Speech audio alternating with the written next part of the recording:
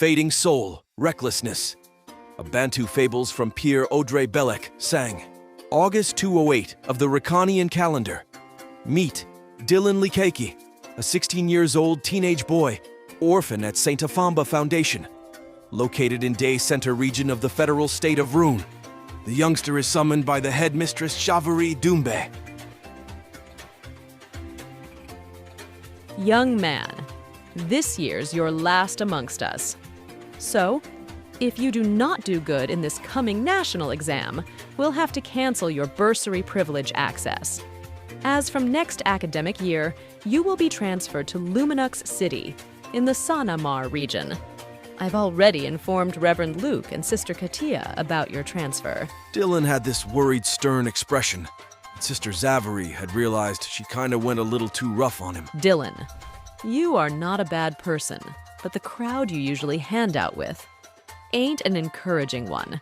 I pray this change of environment will bring you closure on what you truly want to accomplish in your lifetime. The day of his departure has arrived.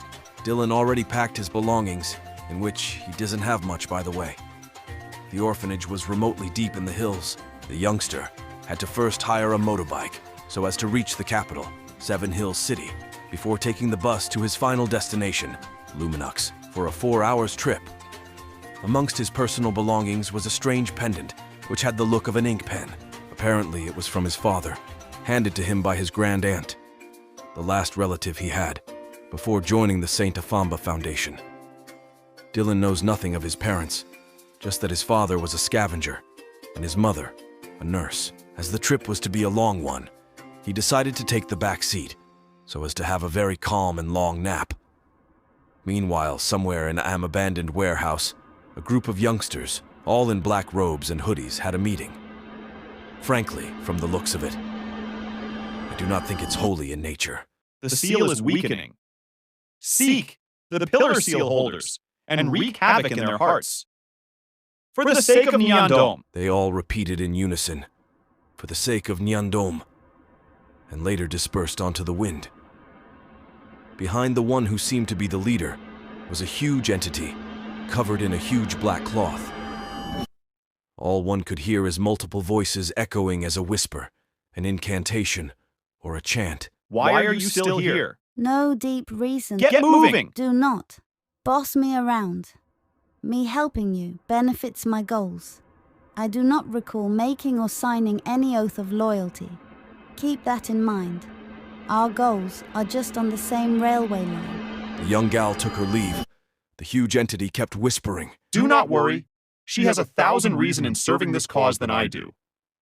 At an alley, a young girl was about to be assaulted by a group of sex-hungry thugs.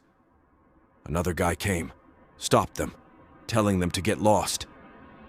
They all got scared and ran off. Are you okay? Yes, thank you. Dear, rules are rules. I thought you came to my rescue. Just offer the service.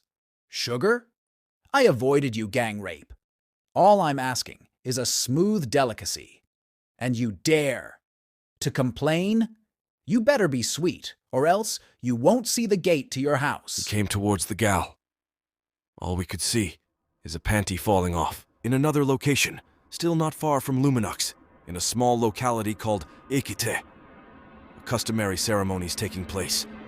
That of the appointment of the next Sakhnaga Shrine Priestess. To be continued in Part 2.